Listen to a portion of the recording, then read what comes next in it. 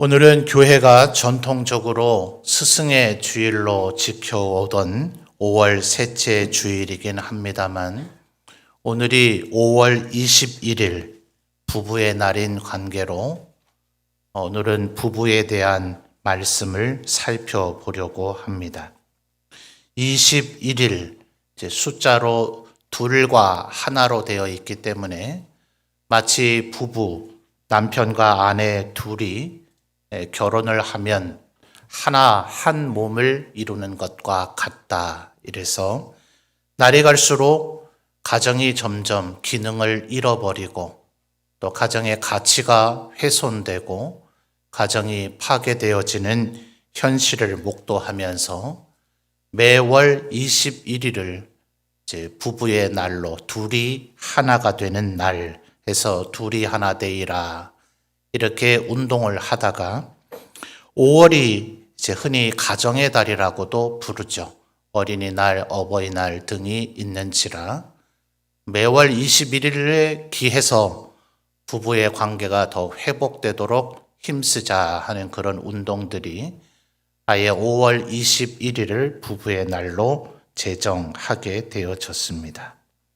그래서 오늘이 바로 그 5월 21일인지라 우리 예수 믿는 우리 성도들이 어떻게 가정생활을 해야 될 것인가에 대한 말씀을 생각해 보고자 합니다.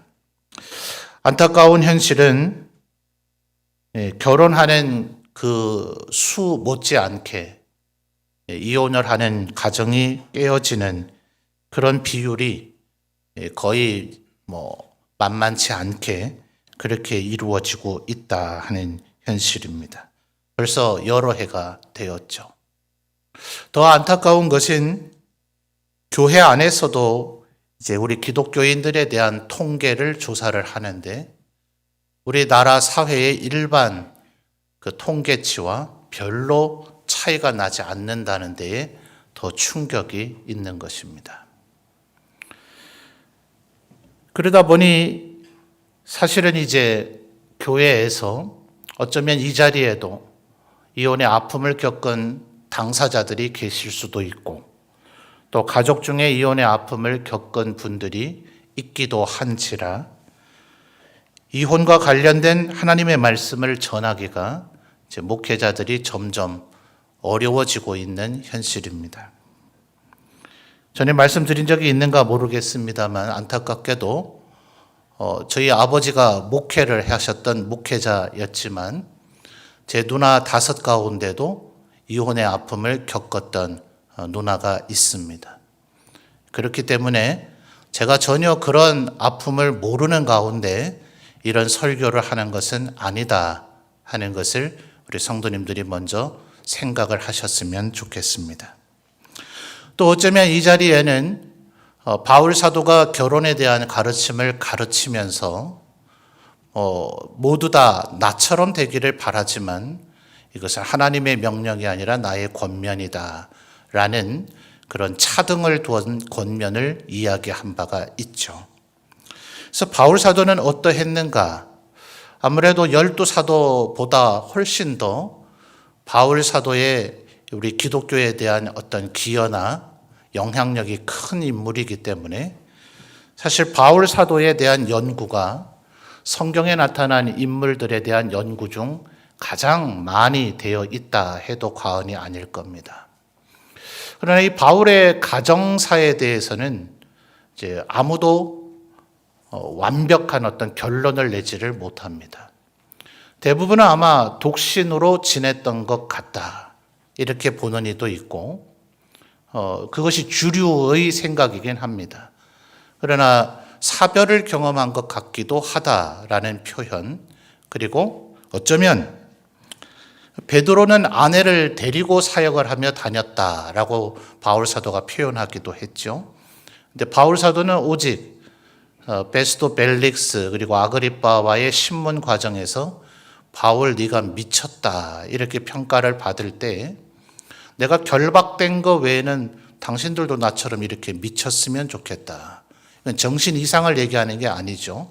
어떤 하나에 과도하게 집중할 때 그걸 우리는 그 미쳤다 그러죠. 어떤 사람은 음악에 미쳤다.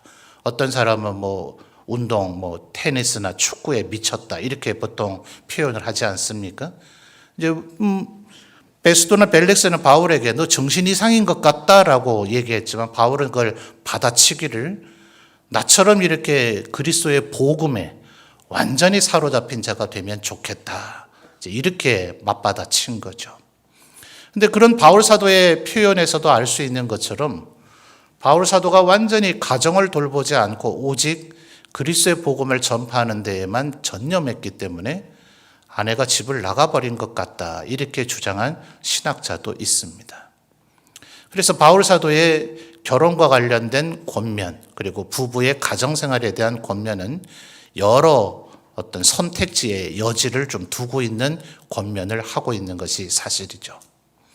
그러다 보니 이제 그 바울 사도의 가르침을 따라서 또 소위 중세가 열리면서 이제 소위 교회 안의 지도자들의 성적인 순결과 성결은 언제나 화두였었기 때문에 중세 로마 캐톨릭은 아예 성직자들의 독신 서약을 강요하는 자리에 이르기까지 하죠.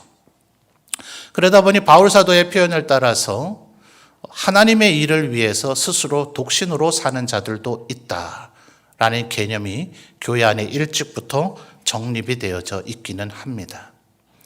그러나 이 시대에는 어쩌면 모두 다가 과연 그런 이유 때문인가, 여러 형편에 의해서 평생을 함께할 배우자를 만나지 못한 이들도 있을 수 있겠고, 이제는 아예 비혼주의다 하는 아예 사조 형태로 그런 사상들이 이 사회에 광범위하게 퍼져나가고 있어서 이제 인류 자체가 공멸하는 게 아닌가라는 일반 사회에서도 이제 염려를 하고 있는 것이 또한 현실입니다.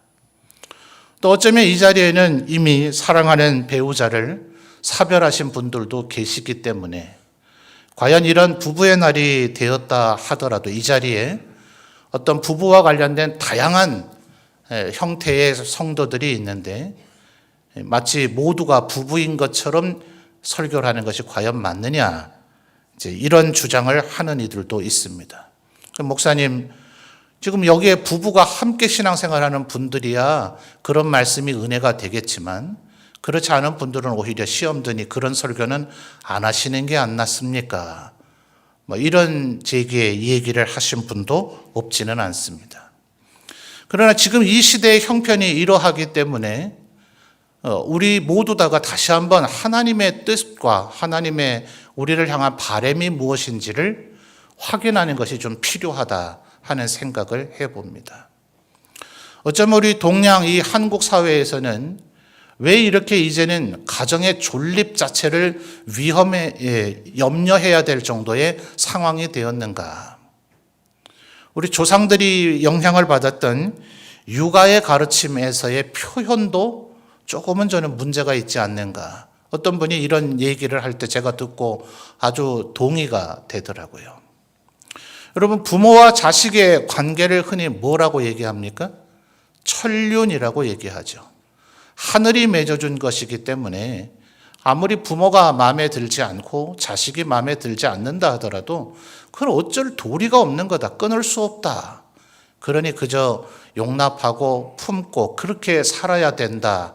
이렇게들 서로 위로하거나 권면하거나 덕담을 주고받곤 하죠. 그런데 여러분, 결혼은 보통 뭐라고 얘기합니까? 일륜지 대사라 그러죠. 이것은 그네들 육아의 사람들은 그렇게 이해할 수밖에 없겠죠. 요즘이야 신랑 신부 당사자들이 서로의 배우자를 선택하는 모양새를 갖고 있고, 과거에 전근대 이전 세대에서는 부모님들이 가문과 가문의 결합으로서 짝을 지어주니 그 모든 것은 인간들이 하는 행위로 보여지는지라 인간에 의해서 맺어진 것, 그래서 인륜의 대사다라고 결혼을 치부할 수밖에 없을 것 같긴 합니다. 그러나 여러분, 예수님은 뭐라고 대답을 하셨습니까? 모세는 이혼해도 된다 했는데 당신은 뭐라고 대답하시렵니까? 라는 질문에 예수님 뭐라 하셨죠? 이것은 하나님께서 짝지어 주신 것이니 인간이 나눌 수 없다 하셨습니다. 그러니 여러분, 먼저 우리들이 기억해야 되는 것은 부모 자식은 천륜이요 결혼은 일륜이라. 사람이 스스로 결혼을 선택하고 혼인의 자리에 이르렀으니 내가 그것을 깨고 파기하고 물을 수 있다라는 의식이 잘못됐다 하는 것을 먼저 기억하셔야 합니다. 동양에서야 이런 육아의 가르침 때문에 그렇겠습니다만 서양이야 그걸 알 리는 없겠죠. 그러나 19세기에 소위 칸트의 이성에 대한 철학 사조가 이 전 세계를 휩쓸고 난 이후 이제 다양한 형태로 인간이 스스로를 주인이라 주장하는 사상들이 전 세계를 지배하죠. 내가 내 인생, 내가 내 마음대로 결정하겠다는데 누가 뭐라 할 것이냐. 그 누구도 침범할 수 없다. 피조물이 아니라면 그래도 됩니다. 스스로 존재할 수 있는 자고 스스로 자기를 창조한 그럴 능력이 인간에게 있다면 그걸 누가 뭐라 하겠습니까? 그래서 기독교 세계관이라는 것이 정말 중요한 거예요. 기독교 세계관이란 뭐냐? 이 우주 만물이 한 분 유일하신 하나님에 의해서 창조되었고 인간은 그의 피조물이기 때문에 하나님의 명령에 복종해야 된다. 만약 우리가 원숭이의 후손이라면 아니면 일부 정신 나간 과학자들이 얘기하는 것처럼 거대한 폭발에 의해서 이 우주 만물이 어쩌다 우연히 저절로 생겨난 것이라면 지멋대로 살든 말든 누가 관여를 하겠습니까? 그 전제가 얼마나 허구해요. 우주 공간에 아무것도 없는 진공의 상태에 어느 순간 거대한 폭발이 일어났다. 이게 우주의 창조에 관련된 빅뱅설의 전제 아니에요? 아무것도 없는 진공에서 왜 폭발이 일어나요? 물리학의 전제에서 이미 틀리죠.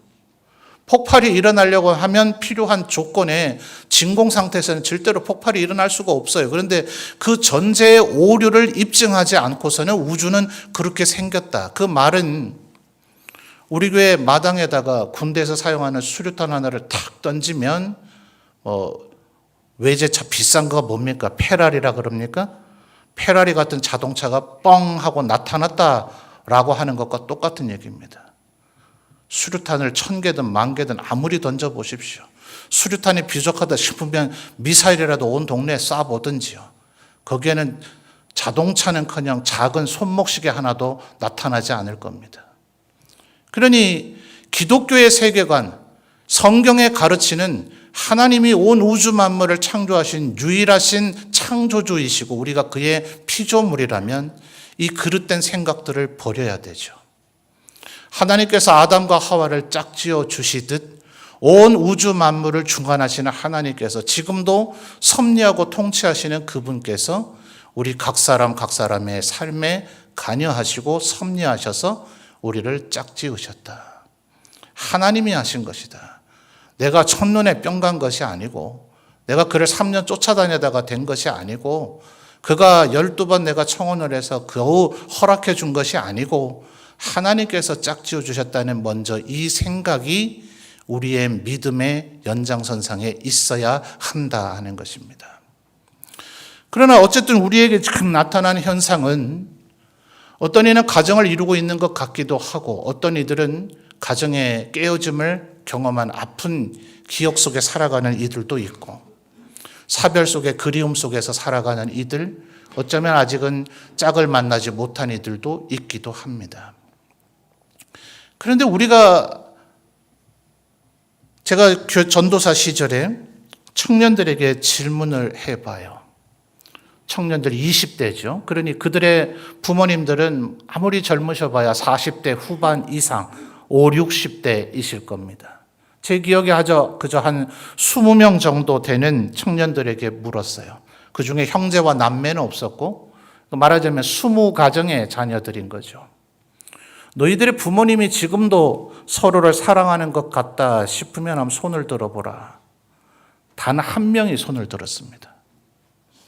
다 부모님들이 양친 모두 다가 교회 안에서 신앙생활을 하시는 분들의 자녀들이었어요. 말하자면 법률상의 이혼을 해야만 이혼이 아니라 만약 서로를 사랑하고 있지 않다면 그것은 이미 결혼의 언약, 결혼의 그 맹세, 결혼의 그 다짐이 이미 깨어져 버린 것이다 하는 거죠. 여러분, 성경 전체는 하나님과 우리 사이에 언약의 관계로 이루어져 있음을 아십니까?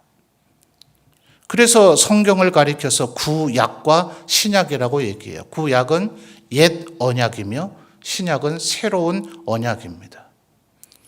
그래서 성경 전체를 꿰뚫는 하나의 관점을 계약신학이라 이렇게 부르기도 해요. 하나님은 끊임없이 우리와 언약을 맺으세요. 나는 너희의 하나님이 되겠고 너희는 나의 백성이 될 것이다. 언약이라 하는 그 속성이 한쪽에서 깨버리면 나머지 한쪽이 아무리 의지를 가져도 그 언약은 이미 깨진 겁니다. 그러니 만약 무슨 관공서에 가서 이혼 서류를 작성하지 않았다 하더라도 서로 사랑하지 않은 남보다 못한 그런 태도로 서로를 대하며 살아가고 있다면 그것은 이미 결혼을 이루고 있는 것이 아니다 하는 거예요. 이 세상에서야 이 세상의 삶을 마감할 때까지 아주 행복하게 살 수도 있겠고 또 이런저런 아픔과 시련을 경험할 수도 있겠습니다만 그래봐야 이 세상의 삶은 100년 안짝 아닙니까? 요즘 100세 시대라 하지만 모두가 100년을 사는 건 아니죠. 설사 이 자리에 있는 우리 모두가 100년을 살았다 하더라도 천국의 하나님 나라에 가서 살 영원한 인생에 비하면 100년은 한순간도 안 된다 할 것이에요.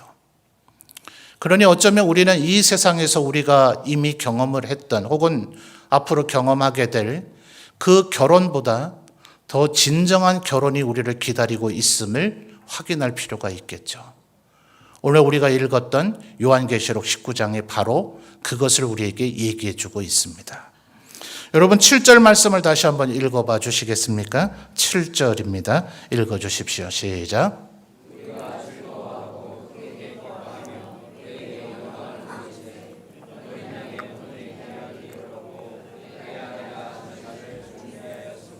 아멘.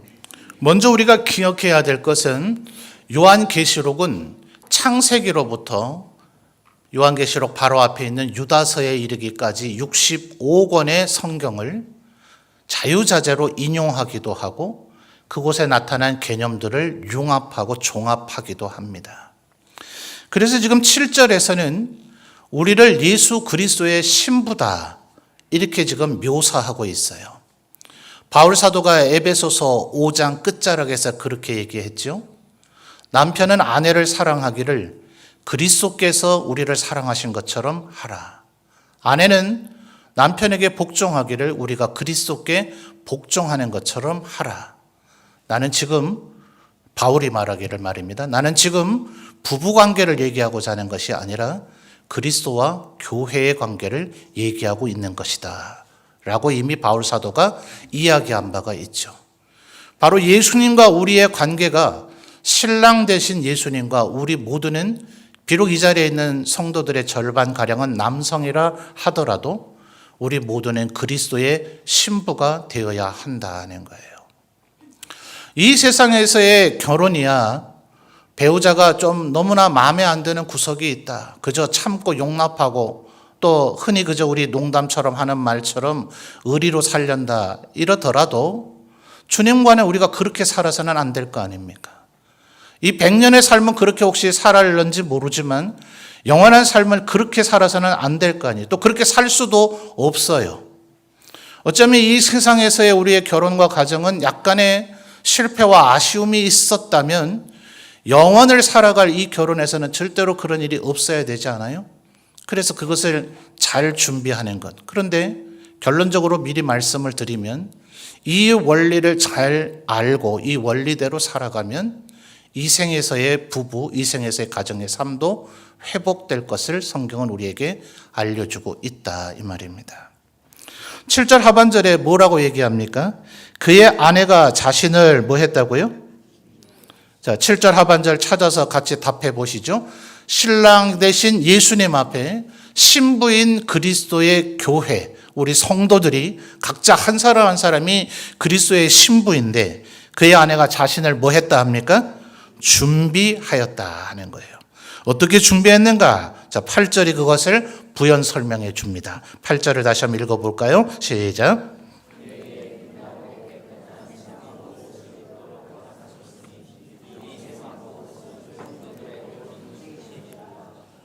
아멘. 자, 이 신부가 준비를 하기는 했는데 8절 하반절을 보니 어떻게 준비를 해야 된다 합니까? 성도들의 옳은 행실이라 하는 거예요. 아마 우리나라야 예전 한복을 입고 결혼을 하셨겠죠. 여기 연세 많으신 분들은 아마 그렇게 하셨지 싶습니다. 그러나 서양의 문화가 전 세계에 전파되면서 이제는 어지간하면 예외 없이 하얀색의 드레스를 입는 것이 이제 거의 상식화 되어져 있죠. 어디서 왔을까요? 서양은 모두 다가 그러진 않았지만 기독교 사회였었죠. 기독교의 문화가 여전히 그들 사회에 주류를 이루고 있습니다. 8절 상반절에 뭐라고 얘기합니까? 빛나고 깨끗한 세마포. 바로 이 이미지를 형상화한 것이 지금의 신부들의 웨딩 드레스입니다. 비록 색상이나 디자인은 이제 시대 따라 사람들의 취향 따라 선호도에 따라 많이 달라졌습니다만 왜 서양 사회는 신부에게 하얀 드레스를 입혔는가? 바로 이 성경의 개념에서 나온 겁니다.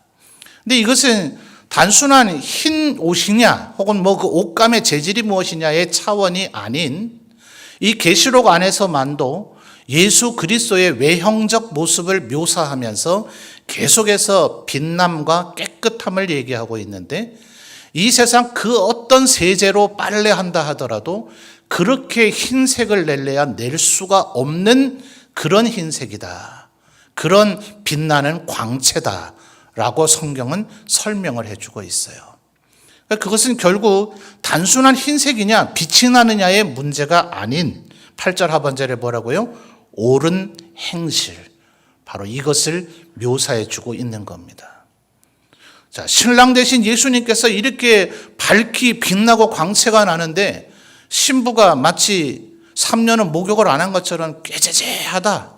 머리끝부터 발끝까지 떼국물이 흐르는 것 같다. 결혼식에 이렇게 할 일이 상상이나 할 수 있겠습니까만은 그럴 수 없잖아요. 신랑 신부는 아무리 그들의 외모가 어떻든 그들의 살아왔던 삶의 형편이 어떻든 저도 결혼식 때는 꽤 보기 괜찮았거든요. 상상 한번 해보십시오. 어땠을란가. 그날은 인생의 가장 아름답고 멋있는 그런 모습을 갖고자 하기 마련이죠.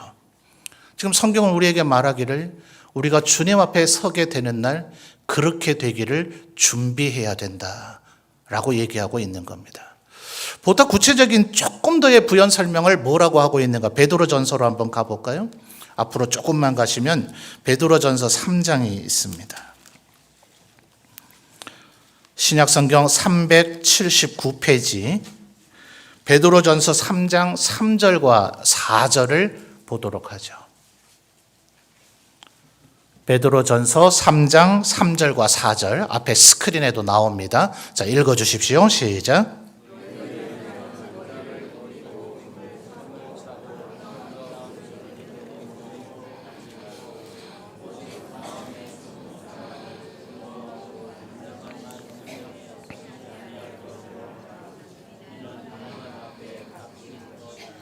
아멘.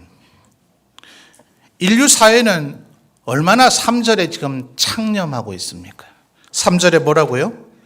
너희의 단장은 머리를 꾸미고, 저도 지금 머리 꾸몄죠?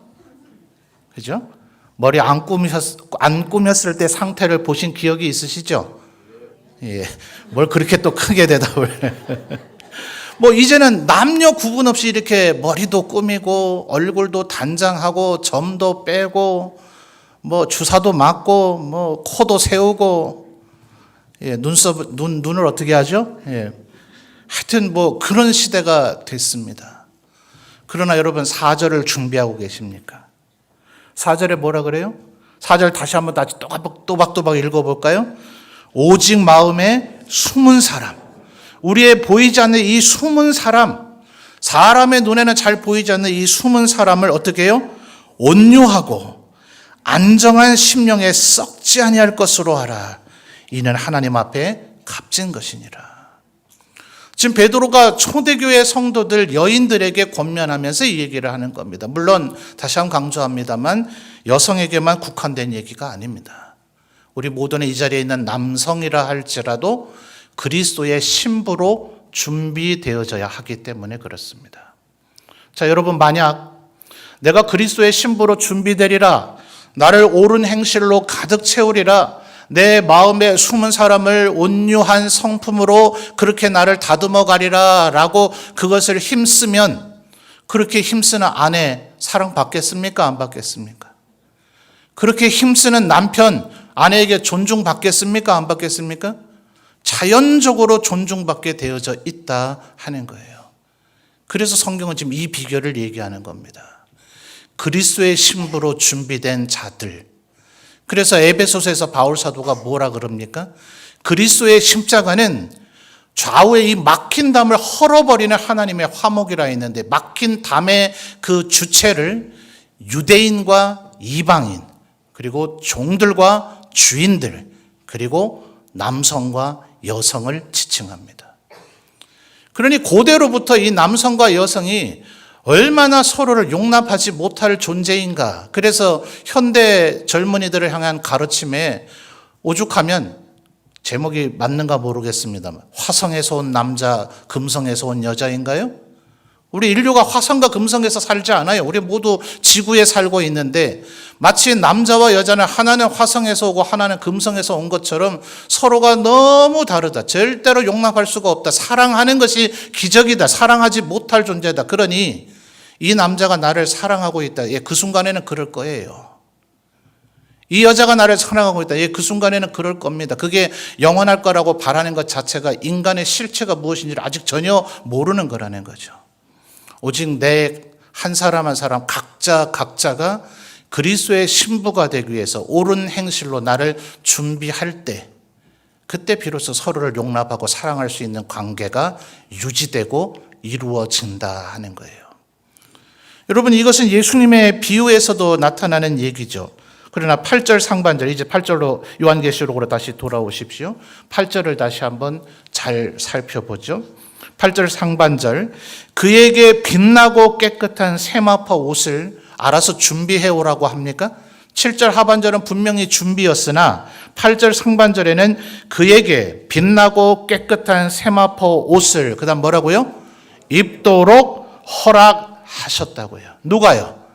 하나님께서 주시는 것이더라 하는 겁니다.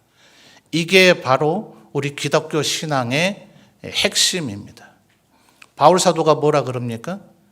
내가 각 사람을 권하고 가르치고 권면했는데 내 속에서 능력으로 역사하시는 이의 역사하심을 따라. 내 힘으로 한 게 아니란 말이죠. 오직 하나님께서 주시는 힘으로 한 것일 뿐, 그러나 다만 나는 힘을 다해서 수고했다. 여러분, 신앙생활 하려면 어떻게 해야 됩니까?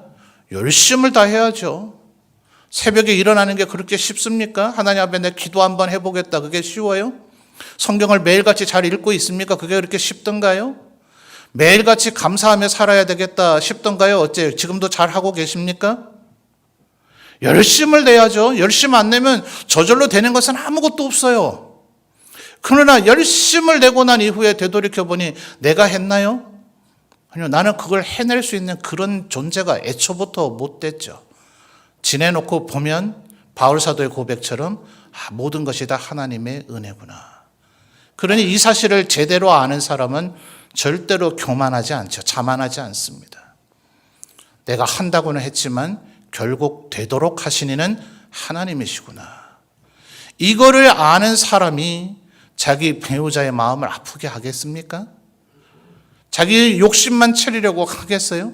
나는 오직 겸손할 수밖에 없다. 내 힘으로 할 수 있는 건 아무것도 없었다. 나의 나된 것이 다 하나님의 은혜였다라는 의식을 갖고 사는 사람은 부부관계에서도 겸손하게 사랑을 하는 자로 살아가게 될 것이고, 세상의 모든 사회관계, 부모와 자식과의 관계, 형제 간의 관계, 직장의 동료들과의 관계 속에서 그는 언제나 빛을 내며 향기를 내는 사람으로 살아가게 될 것이라고 성경은 일관되게 이야기하고 있는 것입니다. 그런데 여러분 9절 말씀을 보면 약간 다른 각도의 얘기가 나오죠. 9절 아마 이미 읽었습니다만 다시 한번 우리 성도님들 9절 읽어주십시오. 시작.